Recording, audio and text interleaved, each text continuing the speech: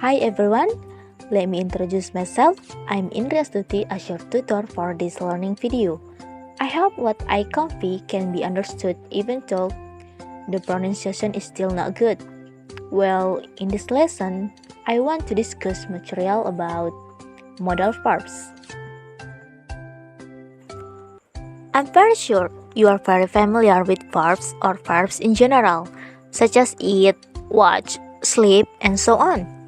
However, there are often other words attached to these verbs, such as will, can, must, and so on. Well, these words are included in helping verbs, or we can say modal verbs. Modal verbs are words that are used to add meaning to sentence. Usually, modal verbs express request, permission, willingness, possibility, ability, or power to do something. And the formula is subject plus modal verb plus verb. Well, there are a few things you need to pay attention to. Usually, when you talk about verbs, the subject of the sentence can affect to the verb too, right?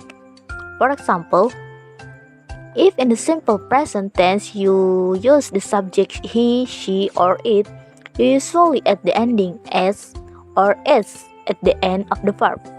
But if you use a modal verb, you don't need to do this.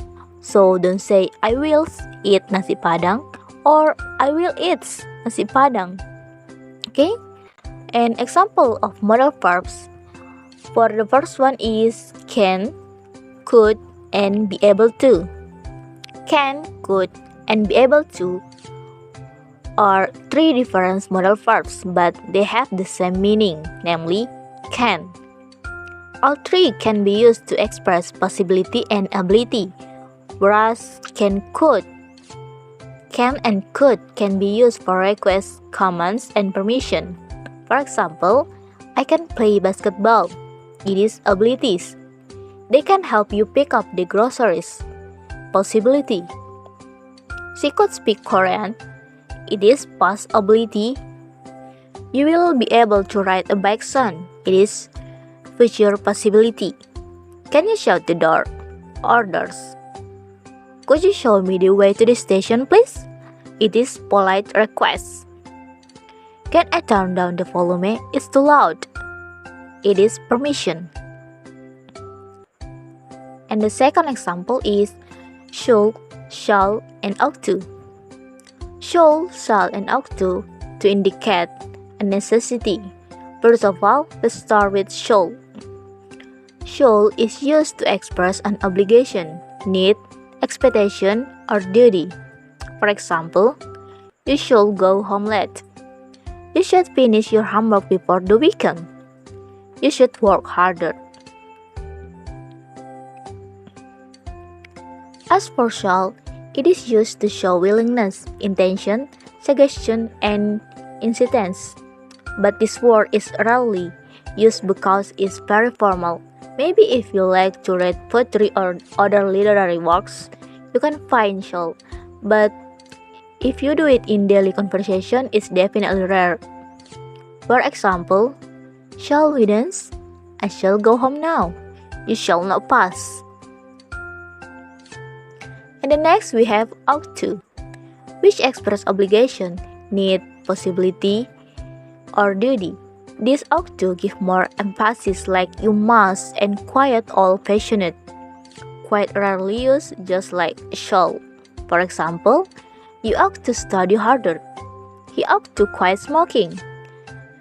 There ought to be evidence. And the third example is have to and must. Just like the previous modal verbs, have to and must show necessity. Have to expresses obligation, needs, and prohibition.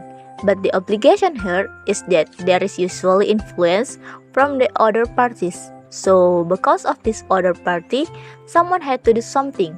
For example, flight attendants have to dress up neatly. She has to pay for the extra charge.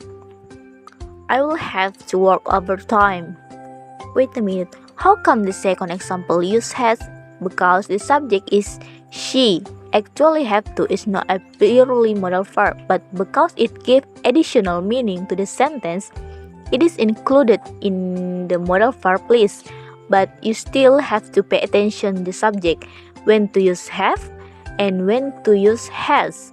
In addition, you can use have to in the past, present, and future tenses. And the next is must. In the highest level of necessity and expression obligation from oneself. So, if you think something is important, you should do it. Unlike have to, must is used in the present tense. Example, I must call my boyfriend now. I must head home now. May and might. May and might can be used to express possibility, asking for giving permissions, common events, speculation, or hope. Example, we might be late if you don't go right now. Possibility, might I go to the toilet? Ask for permission. On average, dogs might give birth to 6 puppies at once. Typical occurrence.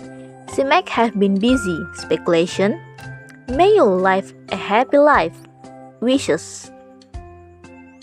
And the last example is will and would.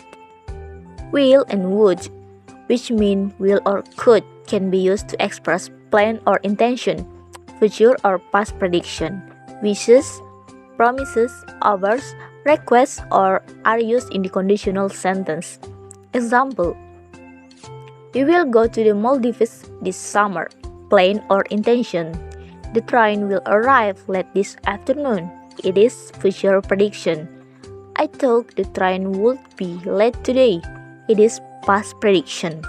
I will get you some food. Willingness. I will take you home tonight. Promise or offer. Would you help me with the laundry? It is polite request. If I were rich, I would buy a lot of supercars. It is conditional. Okay, you just finished learning about modal verbs. Do you understand now, right?